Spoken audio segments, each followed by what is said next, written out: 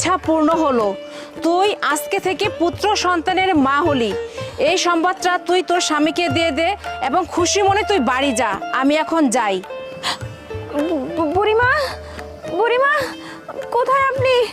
বুড়িমা, আরে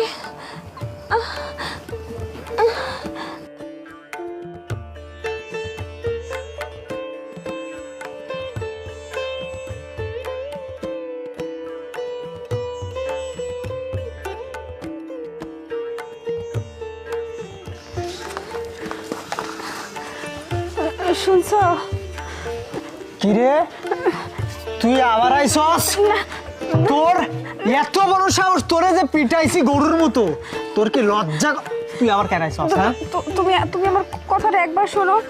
শোনো না, তো দেখো এত কিছু তো সহ্য করতেছো।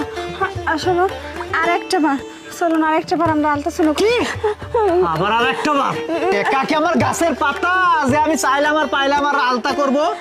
তোর গর্ভে মেয়ে বাচ্চা আছে, সেটা আমি ক্লিয়ার। ডাক্তার বলছে তোর বিয়ে হবে, সেটাও ক্লিয়ার। এখন আবার আলতা, তাই না? তুই কি আমার সাথে নাটক করাস? আমার সাথে মজা নিস? শোনো, আর একটা বার আমি তোমাকে অনুরোধ করতেছি, শেষবার। এবার যদি আল্ট্রাসাউন্ডে দেখা যায় যে আমার পেটে মেয়ে বাচ্চা আছে, আমি কথা দিতেছি আমি তোমার সংসার ছেড়ে চলে যাবো।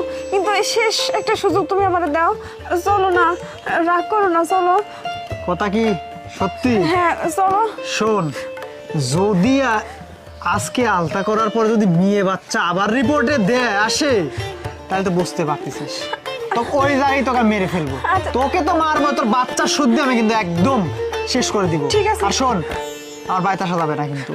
আচ্ছা চল চল আগাট। আরে শোনা, তুমি জুসটা খাও না, খাও। এখন তোমার পুষ্টিকর খাদ্য খেতে হবে, কারণ তোমার পেটে বাচ্চা, তা আবার ছেলে সন্তান হবে। তুমি বুঝতে চাও? আচ্ছা, তুমি আমাকে আগে বলোনি কেন, কও তো? তুমি আগে বললে কি তোমাকে আমি এইভাবে পিটাইতাম? পাগল। যাই হোক, আল্লাহ আমাদের মুখ বলে তাকাইছে, আমাদের ছেলে সন্তান হবে। আমি যে খুশি হয়েছি।